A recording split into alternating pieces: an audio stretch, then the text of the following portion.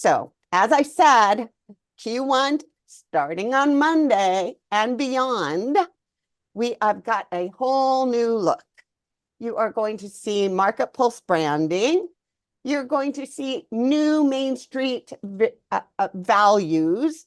Businesses that 2 to 5 million are going to be considered Main Street now. And lower middle market values are 5 to 100 million. So you're going to have another 50 to 100 million category for those who deal in that market. As a participant, you get everything the same.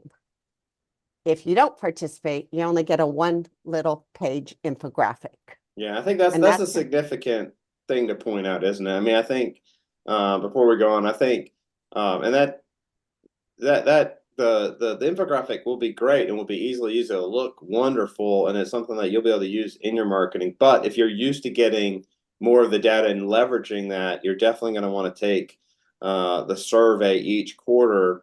And there's just benefits for taking it quarterly, but really we should all want to be contributing, because this data, I think it's one of those things that if we were to lose the MarketPulse, we'd realize how valuable it really is and how much we would miss it. And so just a big push on that. And I think the infographic is going to be a step up in the visual appearance and something you'll be able to very easily use from your IBBA back, and it'll be out there kind of publicly. But all the other data is not going to be so available to the public, so that you can kind of be the educator of that data and the one presenting that information.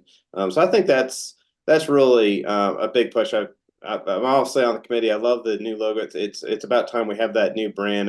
That's been through a great design process. The other thing that's interesting to me, Lisa, is just I think this is significant. This when the M&A source kind of said we're 5 million and up, we deal with a lot of brokers who would say there's a lot of people want to say I'm really unique because I'm going to focus on the lower middle market, and they'll say that's the 2 to 5 million or the 1 to 3 or whatever that range is. But when M&A source came out with over 5, that really did create these categories a bit more with more concrete there. And I think people like to say upper Main Street in terms like that, but I think we kind of use some insider language there, and we kind of say, I don't want to be Main Street. That represents like the hardware store in the corner. It doesn't.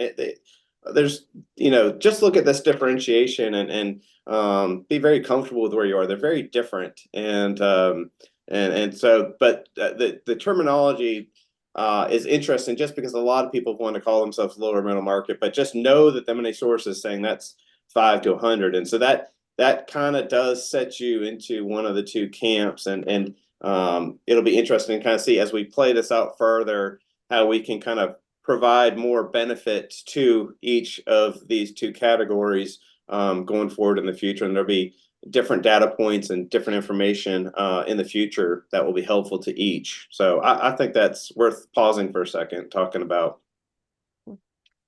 And Lance, do you have another question? Because Ron basically answered you right there. I didn't even see Lance's question there. Yeah, sorry, Lance. I stole your question, not intentionally, but yeah, I don't.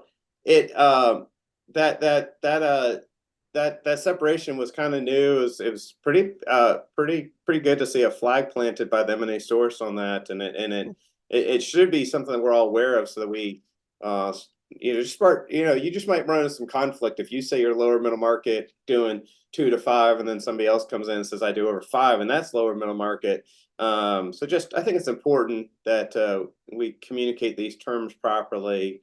There's just people out there that don't want to think that they're Main Street, but I think that's a misuse of the term, and there's absolutely nothing wrong with being Main Street. That's where most people play, and there's a ton of businesses in that category, a lot of really good businesses, but you're not talking. A lot of people are in that 500,000 to 5 million, somewhere in there when they're in the Main Street. So yep.